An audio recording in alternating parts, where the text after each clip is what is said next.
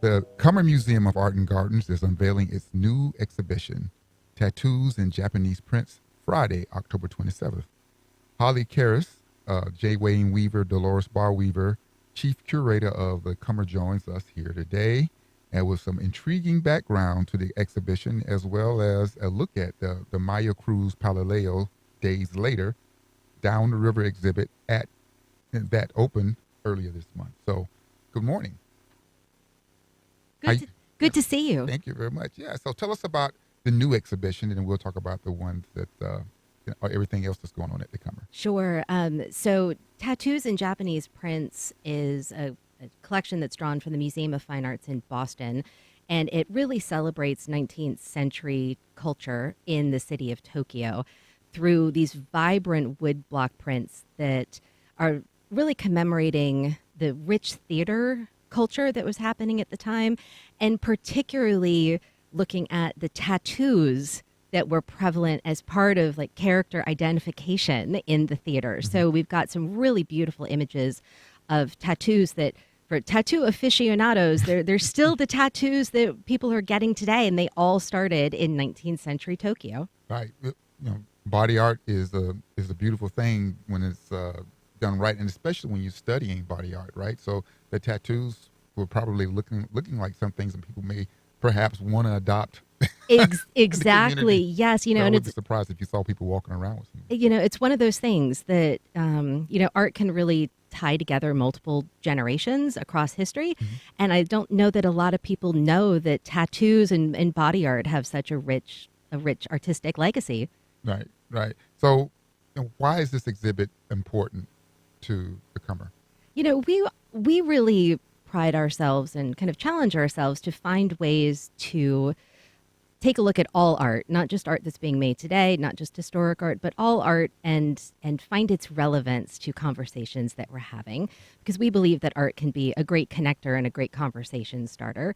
And so by bringing this particular exhibition in, we've got a tremendous collection of Japanese woodblock prints, but not ones that focus on tattoos.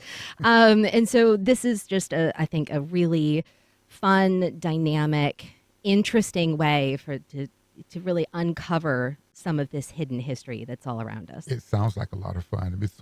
It's, as someone who appreciates art, taking a different angle, a different look at the way it's presented, tattoos, it sounds like something that the entire community can enjoy. We certainly hope so. We've got a lot of programs that are planned over the course of the fall to really help bring some of this content to life, whether you're looking for a little bit more scholarly information about, the history of tattoos and how they relate to Chinese and Japanese literature and mythology, or you really want to get your, hands-on kind of practicing, not tattoos. We're not doing tattoos, but practicing some of the intricate design work that goes into them. Mm-hmm. So this isn't the only new exhibition that's going on, right? You've got other contemporary artists as well that you're showcasing? So actually just last week, we had a soft opening for another new exhibition.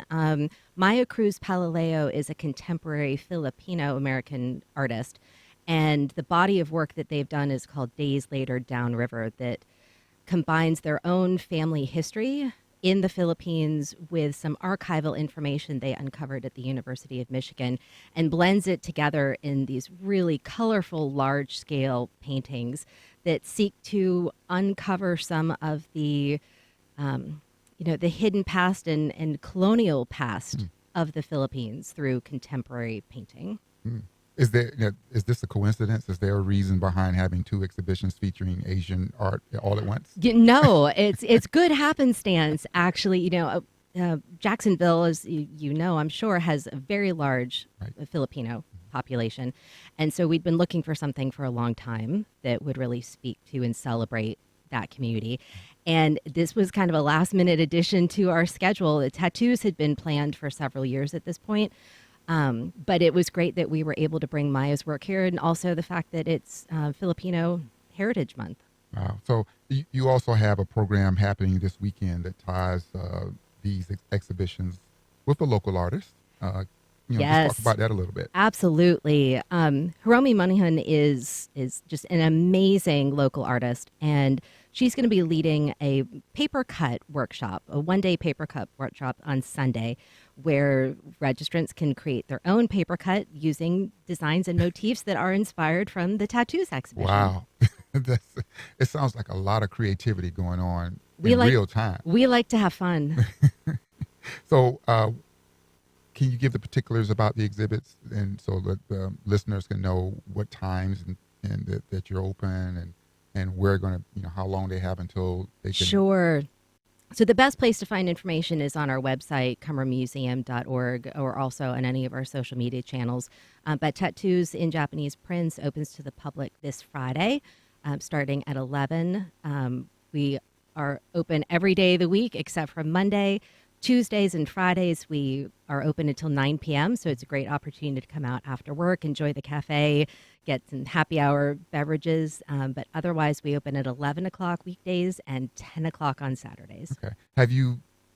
Are, are there local Asian artists that are going to be a part of the program, the official programming for the event? Yeah, Hiromi is making a couple appearances with us over the course of this fall season. But we were also really fortunate. We assembled two community advisory committees, one for the tattoo exhibition and one for Maia's exhibition, that really drew on local artists, local scholars, members of both of those communities as well to help us craft a really interesting and dynamic program season. Good. You guys do a really good job over there with the programming, because you can just hang art out. You could hang it, right? things up, but yeah, it's really the programs that help make all that come to life. Right.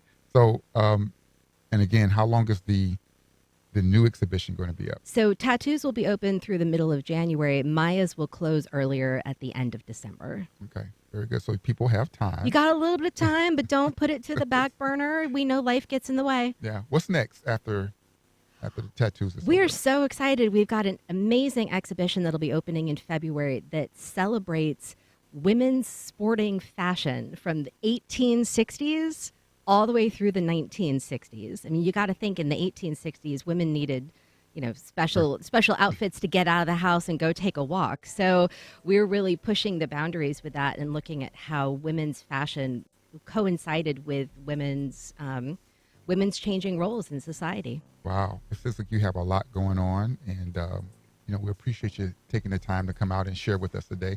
I'll be looking forward to getting out to see the exhibit because it sounds like a lot of fun, and thank you for being here. Thank you for having me. All right.